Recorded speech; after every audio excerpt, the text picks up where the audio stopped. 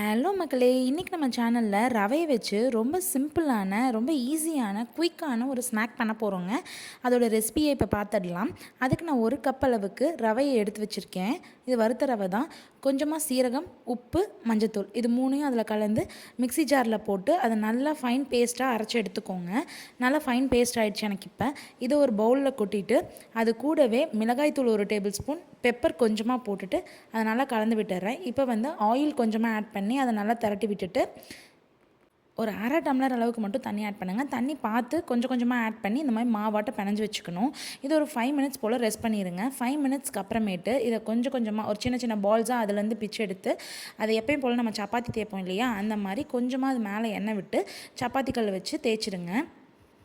எல்லா சைட்ஸும் ஈவனாக இருக்க மாதிரி கொஞ்சம் தேய்ச்சிடுங்க. ஒவ்வொரு பக்கம் மொத்தம் இல்லாமல் எல்லா பக்கமும் ஒரே மாதிரி தேய்ச்சிடுங்க. இப்போ நம்ம ஸ்கொயர் ஷேப்பில் எப்பயும் போல் எக்ஸ்ட்ராஸ் எல்லாம் கட் பண்ணி ரிமூவ் பண்ணி எடுத்துகிட்டு இப்போ இதில் நம்ம என்ன ஷேப் வேணுமோ அந்த மாதிரி ஷேப்பில் நம்ம கட் பண்ணிக்கலாம்.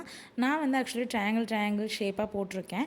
அதுக்கு நான் அதை ஹாஃபாக கட் பண்ணிவிட்டு அதிலே டயக்னலாக போட்டுக்கிறேன். எனக்கு ட்ரையாங்கிள் ஷேப்பில் நான் எடுத்துக்கிறேன் இதையே.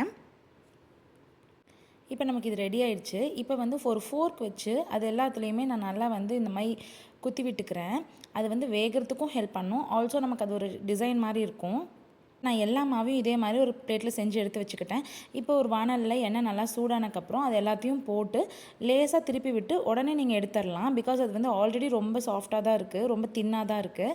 ஸோ உடனே நீங்கள் எடுத்துடலாம், ரொம்ப டைம் தேவையில்லை. இப்போ அது மேலே சாட் மசாலா மட்டும் கொஞ்சமாக போட்டு நல்லா பரட்டி விட்டுறேன். அவ்வளோதாங்க, நம்மளோட ஈஸியான குயிக்கான ஸ்நாக் ரெடி ஆகிடுச்சு. கண்டிப்பாக இதை நீங்கள் ட்ரை பண்ணி பாருங்கள். எங்கள் வீட்டில் எல்லா குழந்தைங்களுமே ரொம்ப விரும்பி சாப்பிட்டாங்க. ஸோ நீங்களும் மிஸ் பண்ணாமல் ட்ரை பண்ணுங்கள்.